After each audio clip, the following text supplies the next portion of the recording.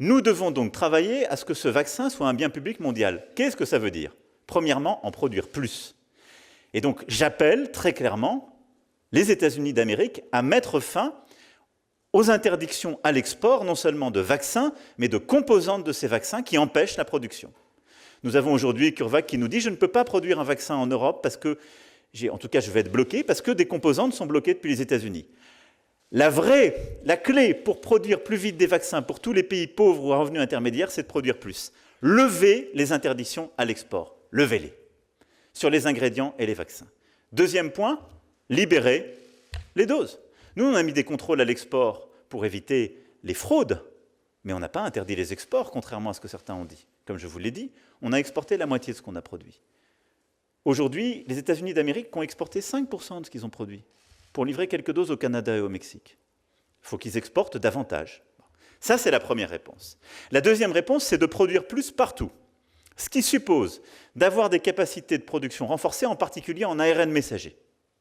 Et la clé de cela, c'est le transfert de technologie. C'est ce que nous sommes en train de construire en européen, avec l'Allemagne, avec les Pays-Bas, la Belgique, la Commission européenne, la Banque européenne d'investissement, pour aider des plateformes de production, en particulier en Afrique.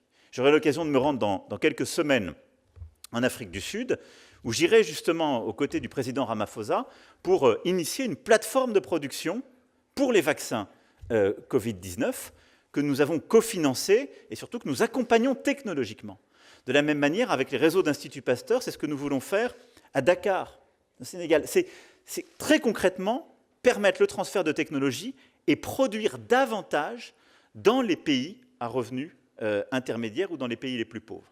Et nous devons aider l'Afrique du Sud, Sénégal, l'Inde aussi pour continuer à le faire, et d'autres. Troisième point, c'est le don de doses. C'est ce que nous avons lancé il y a un an dans le cadre d'ACT-A, et en particulier le mécanisme COVAX. Aujourd'hui, l'Union européenne est le premier financeur de COVAX. Le premier. Je n'espère qu'une chose, c'est que nous soyons dépassés par les États-Unis d'Amérique. Ça n'est pas encore le cas, j'espère que ça va arriver. Et nous avons aujourd'hui, par COVAX, transféré 50 millions de doses. Il faut continuer à accélérer, mais c'est l'appel que nous avions fait au G7. Et dans ce cadre-là, la levée des brevets est une réponse, mais elle le sera quand on aura produit suffisamment et que ce ne sera plus qu'une question de coût. Et qu'en fait, c'est le prix de la propriété intellectuelle qui sera un frein pour l'accès de certains pays. Mais on n'en est pas là aujourd'hui. Par contre, je pense que c'est un très bon débat qu'ont lancé les Américains et quelques autres, à l'appel d'ailleurs de l'Afrique du Sud ou de l'Inde, sur lequel nous devons avancer.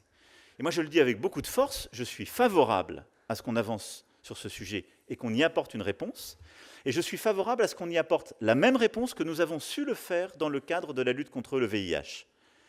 Quand il s'est agi de diffuser, par exemple, les trithérapies vers les pays les plus pauvres, nous avons construit avec Unitaid, je rappelle, initiative française, et le Medicine Patent Pool, le cadre juridique qui a permis, sans fragiliser l'innovation, en permettant que les autres pays rémunèrent justement les innovateurs, les inventeurs publics ou privés, mais permis de lever le coût de la propriété intellectuelle pour les pays les plus pauvres.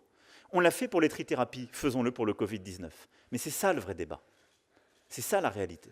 Et donc, je dis juste qu'il faut remettre les choses dans le bon cadre, sinon on va se mentir à nous-mêmes et on agitera des faux débats, nous nous diviserons sur des faux débats en oubliant les vraies réponses.